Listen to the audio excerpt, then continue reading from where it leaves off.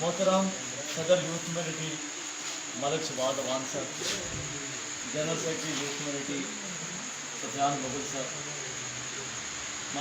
ملک فرق جاوید صاحب، اور اس کے علاوہ یہاں موجود یوتھ کمیونٹی کے جتنے بھی ممبران ہیں، آپ لوگ کافی عرصے سے مختلف سماجی کام بھی کر رہے ہیں، مختلف طرح کے کاموں میں جو بھی عوامی خدمت کے کام ہیں آپ اس میں حصہ لے رہے ہیں۔ میں خود بھی ایک سوشل ورکر ہوں، اس لیے آج 14 اگست کا دن ہے، آپ نے یہ ایونٹ رکھا، یہاں پہ ایک پروگرام رکھا، یہ آپ کا جذبہ تھا تو آپ نے یہ کام کیا۔ تو ایک مشورہ آپ کے لیے